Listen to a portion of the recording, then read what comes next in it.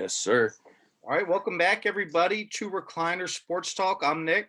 I'm Brandon. All right, another week 10 of Recliner Sports Talk. Got a big slate for you guys. Going to talk the conference championship weekend this past weekend. Quarter of the way through NBA season already, moving fast. Obviously, very long season still. Just kind of our thoughts, our overreactions there. And then lastly, today we're going to talk a little Major League Baseball, something we haven't really talked Let's about. go. Obviously, a lot of things going on, especially with the Hall of Fame. So we'll get into that and talk about some baseball being relevant a little bit and it not being relevant. So, yeah, we'll get into that. All right, conference champs there, Brandon. Can you talk about how about we talk about your boys first? Chief. Chiefs versus Bills. All right. I just want to say that I was right and you were wrong. Yeah. I just want to start off the show that way. I just want to start it off. First of all, you are the biggest, Buffalo Bills playing great. I'm going to hop on this train. You never bet against Andy Reid, Eric Bieniemy, Patrick Mahomes, Travis Kelce, Tyreek Hill. You don't do it. Tyreek Hill, he had, 9 catches for 175 yards. Travis Kelce had 13 catches for 100-something yards. I mean, stop it. They don't need to run the ball. That's the sad thing about it. They're so good. They are unbeatable when they are clicking on all cylinders. And they were clicking on all cylinders versus the Bills. I think they wanted to prove – because you weren't the only one who was going to take Buffalo. Yeah. It's too. I wanted Buffalo to make it because I see Buffalo not having this many opportunities, in my opinion. One of those teams that will be good here and there, but we're going to look back on this, I think, and think, wow, the Bills had their shot and they didn't capitalize on it. And now they're going to be a win-win in the playoffs and out type team. You know, who knows? So yeah, I just think it's the Chiefs' rule for the next 3 years. They might be the first team to win 4 in a row. They have all their big players signed. I know, but let them win 2 in a row before we talk that. Well, they will win. We'll talk about that. I mean, we got 2 weeks. Yes. Well, a week and a half at this point. Time flies. I mean, it's February already. But anyway, Chiefs, dude, they're so freaking good. I've never seen a team who is going to throw the ball. They're throwing the ball. Tampa has a good rush defense. It doesn't matter. We all watched that first game, Kansas City versus Tampa Bay, and Tyreek Hill had 200 yards. I think we saved the talk about the Super Bowl for next week. Okay, all right. I'm going to say a little bit about the Bills. I thought there's 2 things that happened in that game that screwed the Bills. The Bills relied too much on Josh Allen. I understand he was up for the MVP there, but it was like we're going to do everything with Josh Allen, everything through him. And that's not what they needed in this game. They had no run game. No, and I talked about that last week. They needed to have some type of run game here. They did not. And guess what? The defense didn't step up when they needed to. So the defense I was playing well with the shaky offense. I think they're both average in this game. And guess what you can't do against the Kansas City Chiefs? You can't be average. You got to be better than that. And neither the offense or the defense stepped up at any point. I think Josh Allen, you got to get him a running back now. You went out and got him a receiver. Look how far he got you. Go get him a running back. All right. Singletary is not the guy that's leading you anywhere. And I'm not saying you need some superstar, but you need some better option than that. Maybe it's better line. I don't know. But got to get some type of running game if you want to be successful. It can't be Stephon Diggs, Beasley, and Josh Allen. All right. Those 3 do not compare to the 3-headed monster in Kansas City. And that's who you're going to have to go against. They're same age, same type of guys, age range, right? So I think they got to do something because really, what can Buffalo do against the Chiefs? That's what their mindset should be the next couple of years. So again, we can go more into the Chiefs here next week. Why don't we go over, Brandon, tell me the Bucks in Green Bay. What was Green Bay doing? I think this year was the same exact year for the Packers as they had previously. off season, you're like, the Packers stink. There's, this You off said season, that. You said that. they drafted But Jordan remember, Love. specifically, you saying they're going to suck. Well, at the end of the day, I was right because No, you weren't. I was. Final four teams. They're sitting on the couch just like me and you. Anyway, listen, Jordan Love, 23rd overall. Aaron Rodgers is still there. That's not the problem. Look. So They got just as spanked. well as I do. How important is a backup quarterback now? He's 37 years old. I don't care what people think. I don't think. Am I saying that was the best move they could have made? No, but that wasn't the worst move. You know what the move? Guess who else did that move? The Packers with Aaron Rodgers, and it's worked out fine. You know who they should have kept behind Aaron Rodgers? Our buddy Joe Callahan from Wesley College. Hey, that's who their backup quarterback should be. Yeah, you're right. Hey, they have Eastern Kentucky backup that went out for the coin toss too. My dad made sure to tell me that. Of course, but so Raheem Mostert last year ran for what? The second most yards ever in a playoff game versus the Packers. And then they draft Jordan Love, and then everyone's like, the Packers stink. Then they go 13-3 like last year, and then they beat a mediocre NFC West team. By the way, the West Coast, they stink at football. I'm not going to go there again. They stink. Stop. No, they stink. Seattle, they're a fake team. The Rams, they're a fake team. Oh, my God. Stop. The Rams were just in the Super Bowl a couple years ago. The 49ers were in it last year. And they put 3 points up in the Super Bowl, Nick. Yeah, again, and they lost 10-3. Yeah. They lost 10-3. 3. They don't deserve it. They're not. The 49ers were in a game the whole game last year. That was a good Super Bowl. The Chiefs kind of went through the motions. Stop. All right, here's what I'm going to say. Just like you're saying about the Chiefs, I'm not saying it's impossible to bet against Brady, but it's really hard. He's proven a lot of people wrong. He's been to more Super Bowls. It's more likely for Tom Brady to make a Super Bowl than it is Steph Curry to make a three-pointer. Saw that. Listen to that. Steph Curry, best three-point shooter ever. It's more likely Tom Brady goes to Super Bowl. Before I go into that game, I think we need to take a step back. Obviously, you can have the argument LeBron, MJ. Cool. Whatever. I'm not going to sit here and talk about that. But who was MJ? Who was MJ's comparison in another sport? You can't really say one, right? That played at the same time. That played at the same time. See, I'm not even going to acknowledge that. So, Tom Brady and LeBron James playing at the same time, same type of careers, crazy. I just think got to take a step back and realize and witness greatness there. Okay, but anyway, Tom Brady did what Tom Brady does: win. He threw some stupid throws in that game. Guess what? He made the throws that counted. He never hurt them too much. You know what I'm saying? Again, I like, and we're going to talk about this Super Bowl here, but I think they're pretty similar teams, to be honest with you. And I'm not saying completely defensively, but the way they just kind of dominate quietly at times, you know what I mean? They're not going to sit there and do that wow show every day, but they're two good teams with coaches and veteran coaches and really good quarterbacks, so on and so forth. All right. But here's the difference here.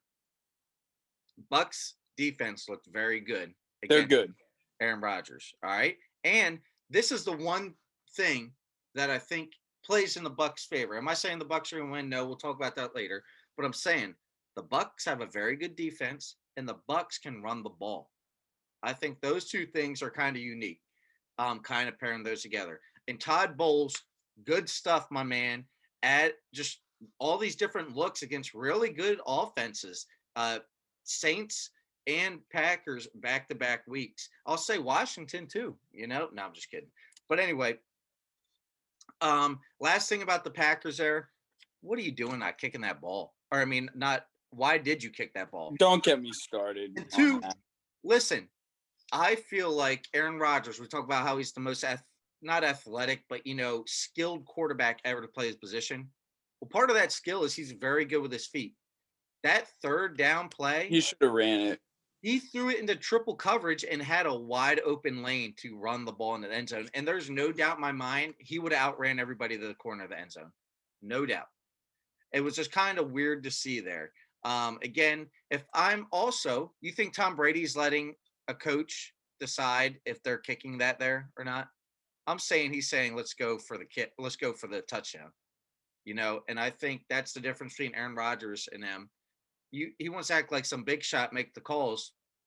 I would have made that call if I'm MVP 37-year-old Aaron Rodgers, first ballot Hall of Can we Fame. talk about the coach though? Why did he make that decision in general?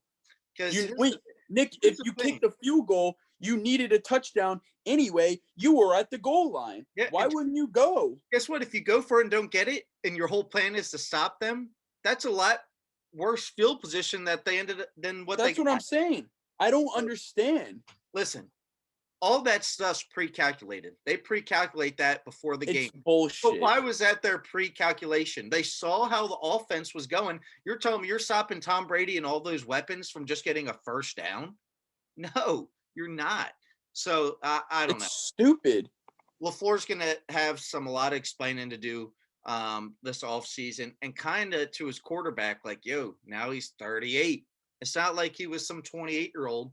All right, we're good.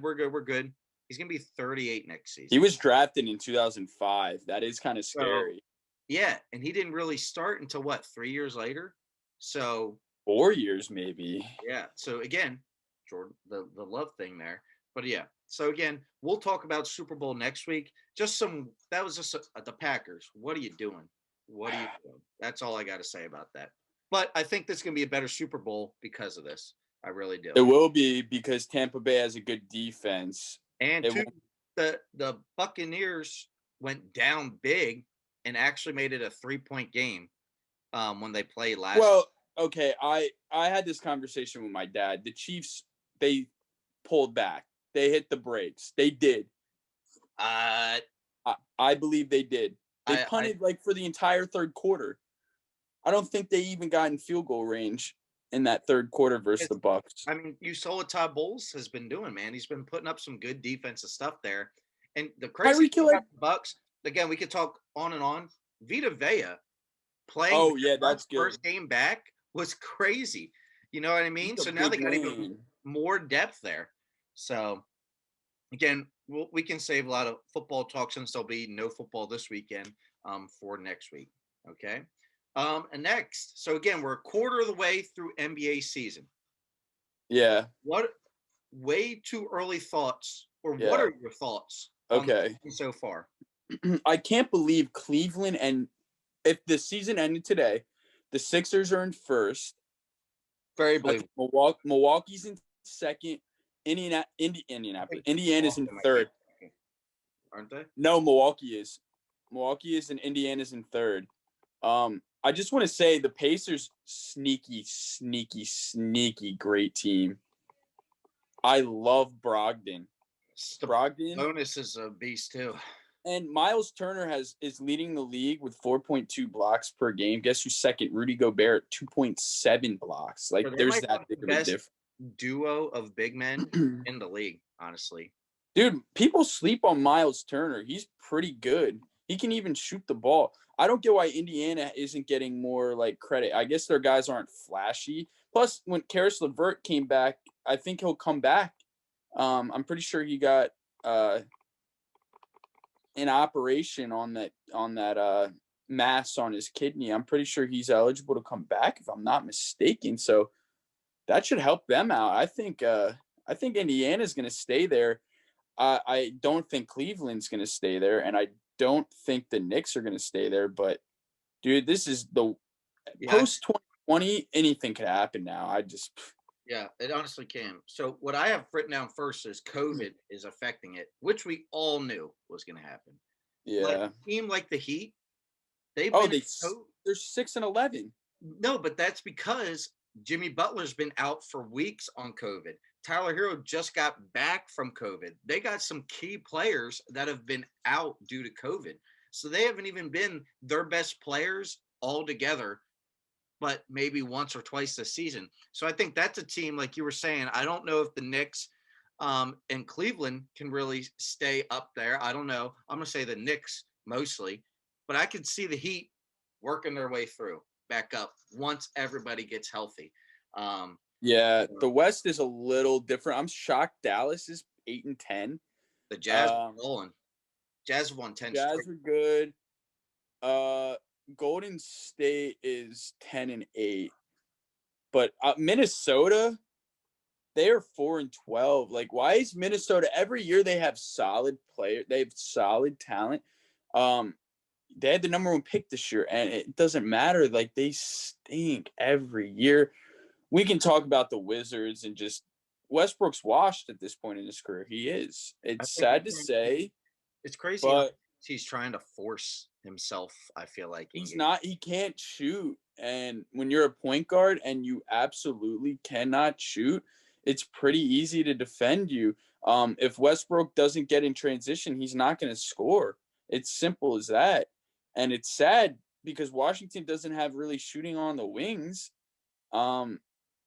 It's Brad Beal. Yeah, Brad Beal has to do it all.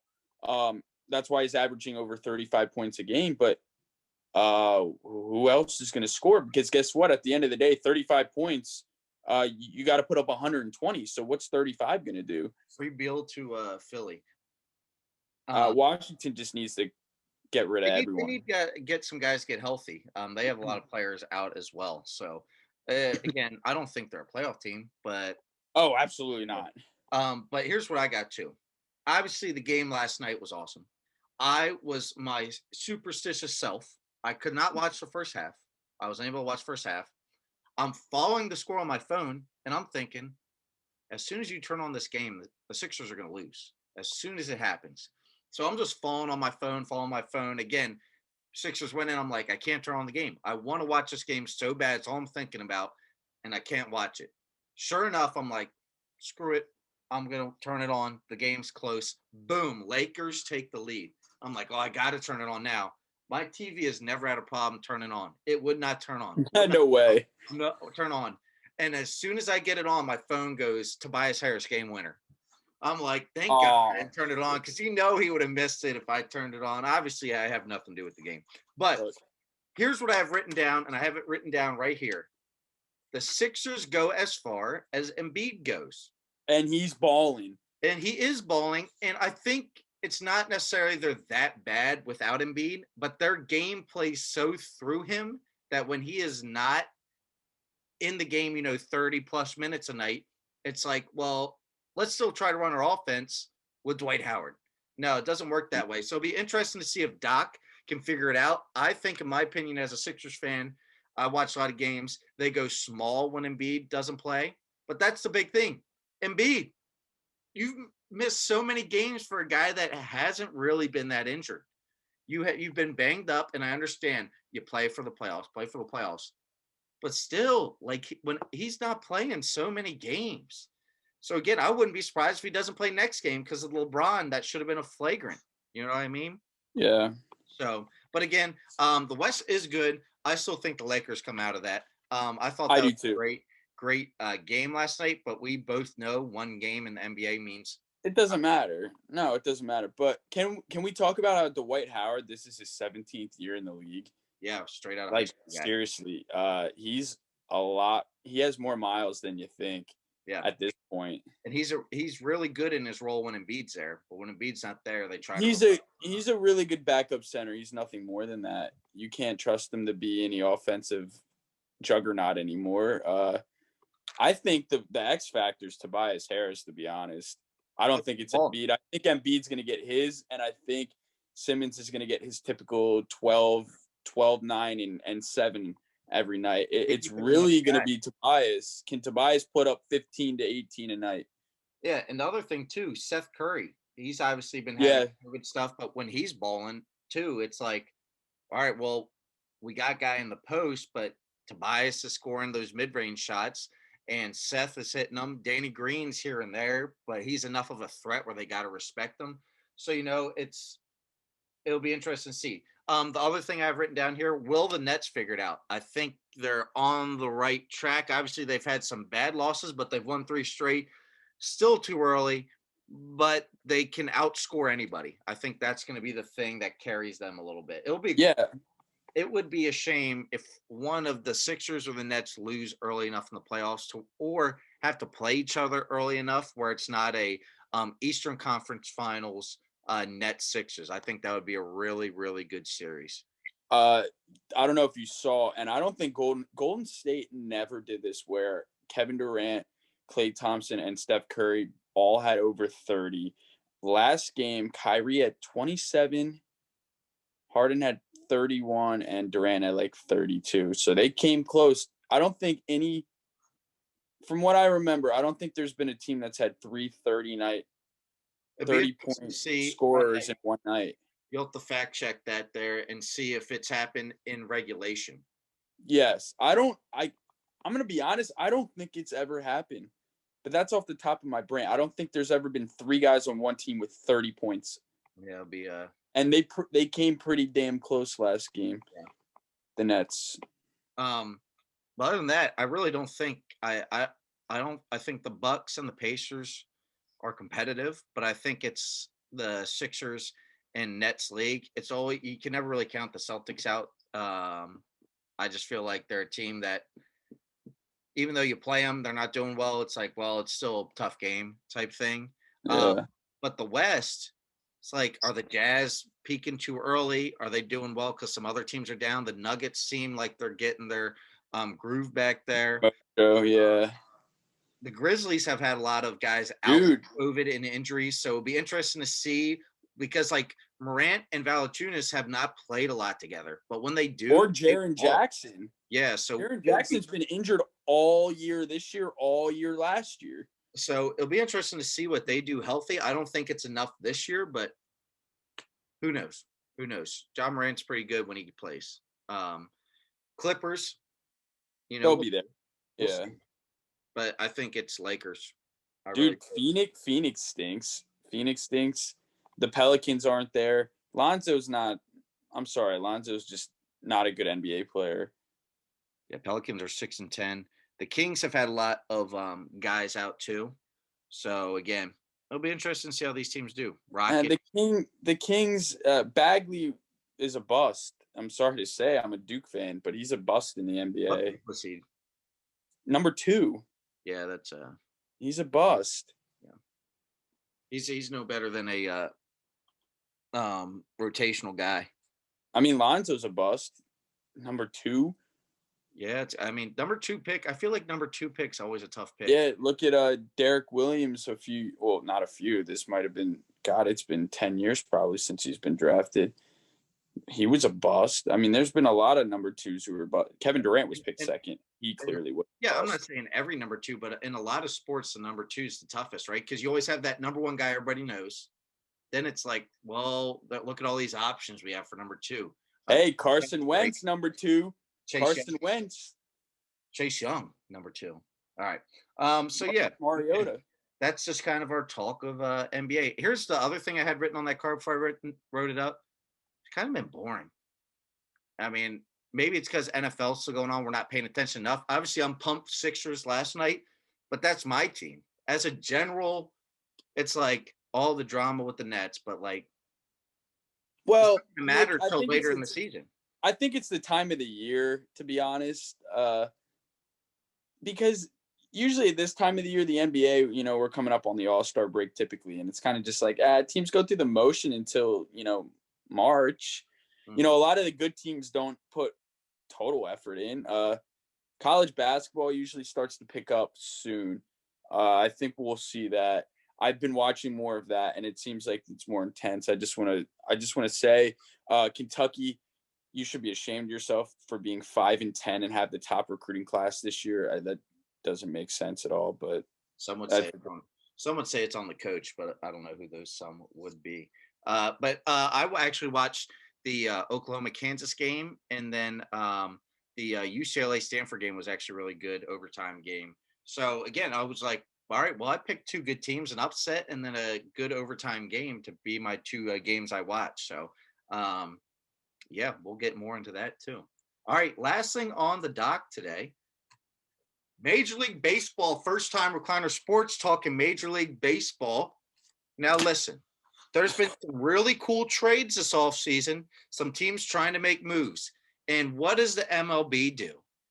They bring all the controversy back in here and don't pick anybody for the Hall of Fame. Now, they are going to honor last year's Hall of Fame members, which includes Derek Jeter, this year. So I don't know if that made the decision a little bit easier because they'll think so. ceremony. But listen, I'll give my spiel. Brandon, give your spiel. Yeah. I am not a steroids fan. I don't think it's right. I think it's cheating. But Brandon, and you can attest to this. Yeah. There's a lot of bums that took steroids. A lot of bums. A lot of no names that a lot of you don't know. Minor leaguers that never made it out of the minor leagues. All this stuff. I understand this took these guys good to great. But gosh, they were still pretty good. Like Roger Clemens. Come on, Roger man. Clemens should be in. Barry Bonds should be in. 354 and 184 with a 3.12 ERA. That's a lot of games to have a 3.12 ERA. And steroids for pitchers aren't the same. So if this is the thing that helps with pitchers, from what I hear, is it's quick recovery. Your arm recovers very fastly. You know, some of those guys that skip a start because of soreness, this and that, that's what it really helps out on. Like Andy Pettitte, Andy Pettitte, yeah, to come back from injury because it helps you heal faster. Again, Barry Bonds, yes, the home runs thing, steroids help Barry Bonds. Well, let's be real. But you still have to hit the ball. But that's the thing. A lot of those home runs weren't pop flies that snuck out. There are missiles that would all be hits regardless. So again, he's still squaring up the ball every time. And I hate Barry Bonds. Barry Bonds blew me off. I hate him too. He blew me off when I was a kid asking for a autograph. So boom. But again, all these guys, Kurt Schillings has some great postseason memories. Diamondbacks, Red Sox. And again, he could have won it with the Phillies. They lost to the Blue Jays. You know what I mean? So he could have had 3 World Series with 3 different teams. He's been to 3 World Series with 3 different teams. He should be in. But you know, sorry, go on. If they're going to give all these guys another year, right? There's some good guys that didn't take steroids on this list, like Todd Helton, Billy Wagner. They're not Hall of Famers, but Billy Wagner, I'll look it up right here. It's right here. He had 422 saves. Yeah, that's I know. With a 2.3 ERA. Well, if Trevor Hoffman's in with 500 saves, I guess, 422. Like Hoffman and Mariano are like the guys. So that Wagner's third, probably. Like the GOATs. So you're telling me 422 isn't good? And guess what? He's 47 and 40 as a reliever. So he has 47 wins. Obviously, that happens. He goes in the 8th inning. They take the lead type thing. But again, it's pretty good. And 2, it's also his 6th time being on the ballot. So his time's coming up. This would have been a good year to get. Todd Helton, career batting average of 317. Really tough to do. That's called a great player in the MLB, So it would have just been cool to see maybe if they just did 2 guys like them. I don't know. This would have been their opportunity to get in. I know it's the Hall of the best, not the Hall of Good, but those guys were pretty good in their career. All right, Brandon, what do you think about the Hall of Fame talk? Well, Kurt Schilling, I was watching MLB last night, or 2 nights ago, actually, when the news came out. And this stat is crazy to me. And in 5 elimination games in the playoffs, Kurt Schilling won all 5. Yeah. How many people can say that? So, exactly. Pitching, listen, man, I could look at these guys throwing 98 to 100 and still getting ripped. You still got big pitches. And again, I hate steroids. I think it's, that's cheating 100%. These guys are like in the record books forever. And I'm not saying Sammy Sosa's on this list too. And I don't know Sammy Sosa, right? Because Sammy Sosa had that those blow up years with the steroids. A guy like Mark McGwire, that was his one trick pony. Jose Canseco. But Barry Bonds and Roger Clemens did this over a long period of time. Dude, they should be in. Long period of time. Speaking of like that, Scott Rowland are on this list too that could have got in. Omar No, Vizquel. he's not. Scott Rowland's a good pro. He's not a Hall of Famer. Nick, you can't just throw everyone in there. But I want to say real fast, the number one player who we haven't talked about who's not in the Hall of Fame. Let's see if you know. Pete Rose. So you're gonna Pete say freaking Rose should be in the Hall of Fame. I am the number one proponent of that. Why is he not in the Hall of Fame? I don't care if he was gambling on sports. I don't care. He has over 4,200 hits. He deserves to be in the Hall of Fame. And you know who else deserves to be in the Hall of Fame? Shoeless Joe Jackson. Do you know in the World Series or the whatever the playoffs that he was cheating in or whatever? You know he batted over 300. How do you cheat if and blow the game for whatever reason? You think he wanted to lose? He was batting over 300. Does anyone ever know that? Did you know that? He batted 300 in the series they say he cheated in to lose. How does that, what? That literally makes no sense. Listen, Kurt Schilling's really in too because I'm pretty sure just bad. He was horrible. He hated the media, bad talk media, all this stuff. Some people say he talked his way out of the Hall of Fame, which is bull. It's supposed to be. Was he the best player? Thank you. Yeah, it's like T.O. in football. T.O. didn't even get in on the first ballot. He's like second all time in receiving yard. How do you not allow these guys to get in? Ever. These media guys, man, they have such big egos, and they're trying to get back at these guys because they might have, I don't know, been disrespectful to them before. So they say, and in spite, they're gonna hold a grudge and they're gonna be like, yeah, I'm not gonna vote him in. Come on now. They are. Tara Owens should be in. Curt Schilling should be in. Pete Rose should be in. It's a joke. It should be off of their freaking careers. Here's the thing. And Big Cat, Dan Katz from Barstool, part of my take there, he brought up a good point. How contradicting are these baseball writers where they made a living off writing Sammy Sosa, Mark McGwire, Barry Bonds, You're right. articles and articles and articles about him, and then they're not going to vote him in. Yeah, are you kidding me? Are you kidding me? These guys could be the reason why you still have a job. It is. No, that is. Barry Bonds probably got 10 guys jobs or 10 guys or girls jobs. Again, it's so contradicting. So on top of this, I wrote some things down because everybody says, well, baseball relevant. I don't think it has anything to do with the game played on the field. It's everything outside of the field, the people who run it, the people like this right here. Listen, I know I will be one of those angry old men when I get older, but it's not going to be over stupid stuff here, okay? Do you know, Brandon, that there's a copyright on the highlights for MLB? So you know how you could go on these Instagrams and Twitters and stuff, and people are putting up football highlights all the time, basketball highlights all the time. There's like a whole process you got to do to go through and put baseball highlights up. So again, it's not getting promoted. What are youth seeing? They're on Instagram. They're on Twitter. They're basketball and football. All that copyright stuff is a lot easier to get through than it is baseball. Guess what? These like you and I right now, we're not paying money and going through hoops to try to show a highlight. We would never do that. We would take the easy way, as most people do. We don't have money to be spending on that. So again, promoting baseball completely has to change, in my opinion. Good point. I didn't know that. 2, promote the youth. Little League World Series. Yeah. Hoping does not lose its luster here, not playing last year. Probably, who knows if they're playing this year. They're probably not going to. Exactly. That is type of stuff that kills sports like this. It is a great adventure or experience. And I think that's what they got to get back to. The kids, their stories, the areas they come from, all that type of stuff. But not just them. There are some great college baseball experiences out there. You're right. I'm lucky enough to play college baseball at a pretty high level against different teams. And listen, I played at a mid-major school. I'm not saying my experiences at the University of Delaware were these huge things that should be televised. Well, you played Texas Tech. I got to Arizona. I got to play in a regional at Texas Tech where there's thousands and thousands and thousands of fans going nuts.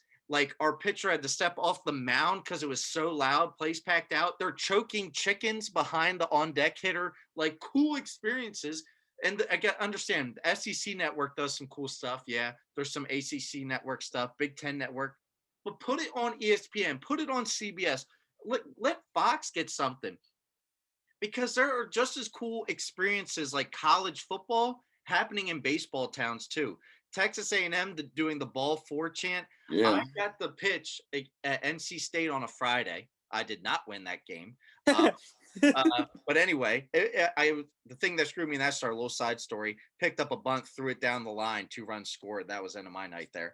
But I bounced the ball, change up, 0-2 in front of the plate.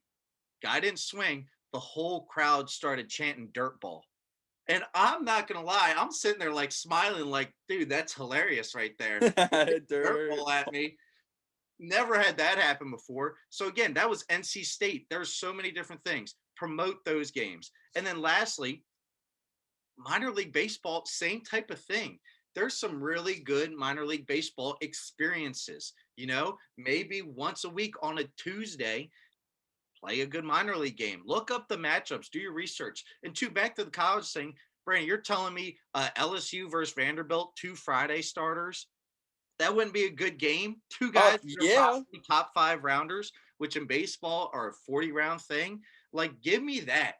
Give me that on one of the ESPNs. I understand they do it on the ESPN Plus. Not really. Stuff. Promote it. Let it be there. Because listen, this is the last thing, and then you can talk here. What is the best thing about basketball and football? We know 70% of the studs coming up into the program. Yes. We know Trevor Lawrence is coming up, Justin Fields. We know who all these guys are coming in. Basketball, you know those top picks. You know who they are. So again, I think if you promote the lower levels coming up, now it's like, whoa, I remember watching this guy. This is pretty cool. I know my team has this guy. So I don't think it's anything on the field in baseball. I think it's all the promoting of baseball needs to change. And that's what I got to say about it. I agree. But to your point about like football and basketball, well, here's the thing. Baseball, you can go out of high school. And believe it or not, I want to say 40%. I'll go out and say 40% of the MLB is not even from the United States of America. So I think it's a little bit lower than that, but yeah. We'll say 30 then. 30% probably. We're talking big time guys who aren't playing in college. I want to say, I mean, probably half the minor league games come into play. Okay, I do agree with that, but why watch a minor league game when the MLB's on? You know what I'm saying? That's just my personal all the games, but it's, hey, this team's playing this team. That's the number 1 prospect versus number 2 prospect. There's nothing going on a Tuesday at 8 on ESPN in the middle of the summer. Why don't we play that game? Well, but it could be your minor league game of the Monday minor league game of the night. Here's the thing. The only reason college football is so huge is college football typically, if you look at the southeastern United States, for the most part, those college towns do not have NFL teams close by. Look at look at the NFL. You have a team in Atlanta, you have a team in New Orleans, you have a team in Nashville and Charlotte, and then you have like a few sprinkled there in Florida. But like Alabama, the entire state of Alabama and Mississippi, they do not have a professional sports team. So like those towns like Alabama, it's so huge on campus. Same with baseball. Have you ever been to like a see, if anybody has time, watch the fans at an Ole Miss game. They're nuts. They're nuts. When they hit home runs in those games, the fans throw beer up in the air in the outfield on the first home run of the game when their team hits a home run. Like, it's cool stuff, people. It's cool stuff. It's funny you brought that up. I know you said Ole Miss. My dad and I, we had a conversation about this. My dad said there's Mississippi State back in like the 80s. They had Rafael Palmeiro and someone else who's like really good on it. I think they like won the national championship or whatever. But like, yes, those schools. And I did bring up the geography of. He played for the San Francisco guy. I can't think of his name, but you keep I talking. can't remember. He's shit. But they had like two of the best hitters like all time on one college baseball team. But anyway, Atlanta is like the only team in the entire South because New Orleans doesn't have a team. Tennessee, they don't have a team. Carolina doesn't have a team. Baseball is even more spread out, to my point. But what I'm saying is college football is on Saturday. The NFL is Sunday. Like, and colleges are that's just the thing with that. But my point is it's a little different with baseball because it's on every night. So it's not like you had that one night that's dedicated. I'm a football fan, so I like watching football on my weekend. So I will watch football, college football all day Saturday, and then I'll watch the pros Sunday. But it's different with baseball. Like, if it's on at the same time, I'm not going to watch a minor league game over a major league game. So then, personally, the college. So again, Friday night is usually the big matchup. All right, that's when you're getting a team's ace versus a team's ace. A lot of the big programs, what do? They have a night game. They want people to show up. So you get a Friday 7 o'clock game in the middle of the summer. If you always know, oh, ESPN's going to have a top. Again, it could be. And here's the thing: the people, it's different than football. Cal State Fullerton versus Long Beach State. Yeah, Long Beach State. That's a great game that people wouldn't understand necessarily. Or Santa Barbara. Those different types of teams are really good. And then they do have top 2-round picks on their teams going against each other. So again, obviously I'm a little passionate about it. I got to play in it. There's some cool experiences out there. Even if obviously no one's going to be listening to this from MLB. Hopefully they do and listen to it or ESPN. But anybody listening, if you get a chance ever to go to a cool spot, like a cool town for a college baseball game or a cool minor league baseball game, Wilmington Blue Rocks does some stuff, but if you look it up, there's some really cool experiences for minor league baseball. And last thing, college baseball leagues are really fun to go to as well. I got to play in some really good ones in the Coastal Plains. Things like the Savannah Bananas, they dressed up in banana jerseys. Like they do funny stuff like that.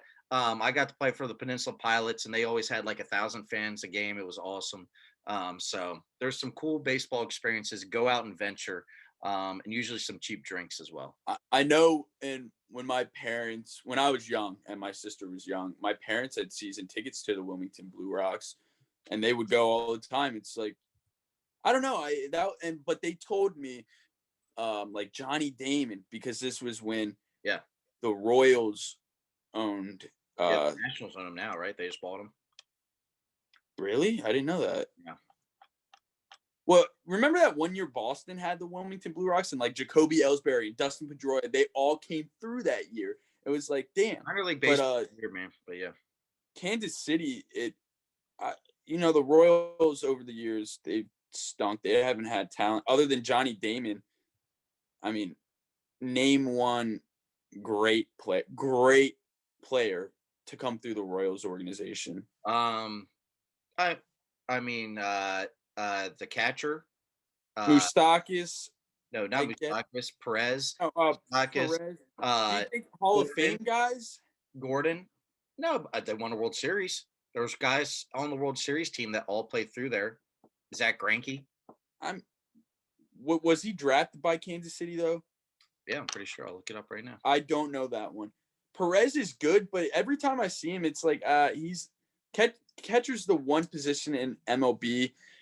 You can be one of the top half in the league and top half catchers in the league, but you're still not that good batting wise. So yeah, Zach Greinke. He was?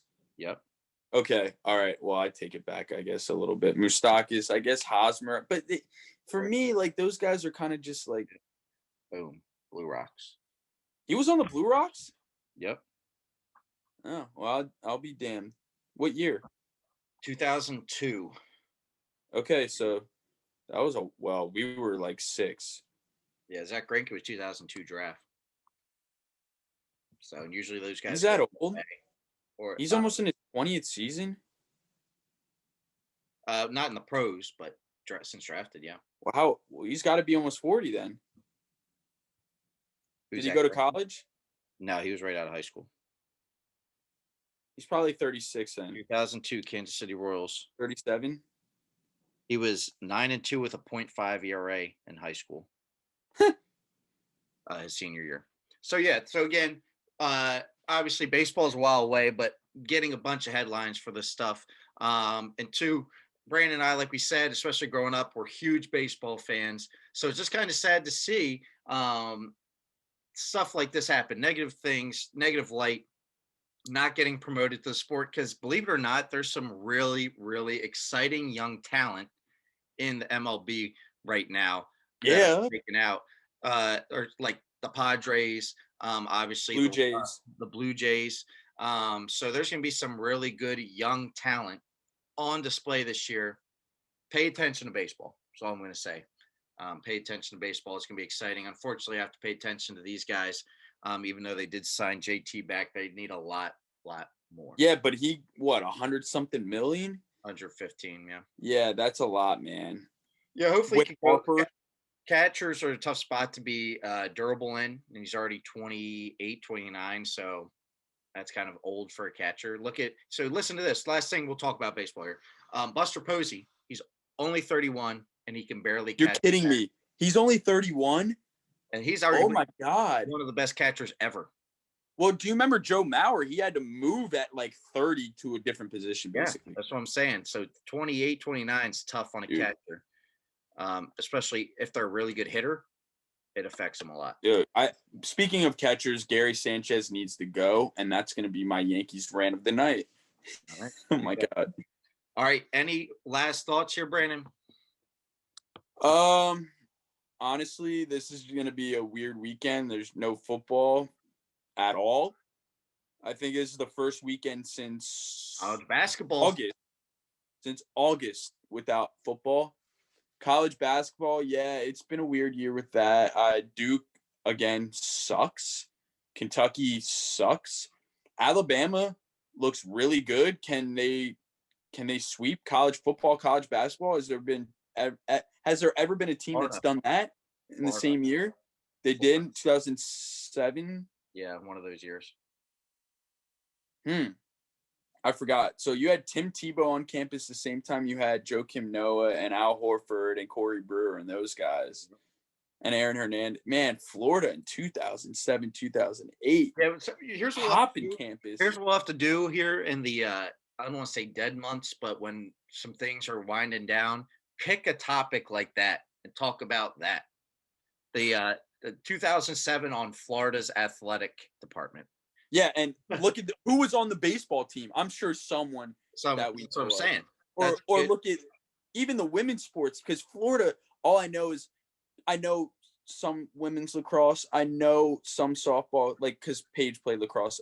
I know Florida's very good national champion at women's sports. Yeah. So I'm sure like Florida in 2007, 2008 was just winning everything. Yep. So, all right. Well, that is it from us here. Again, our week 10. Again, come back next week for some Super Bowl predictions. My name is Nick. I'm Brandon. See you guys next week. See ya.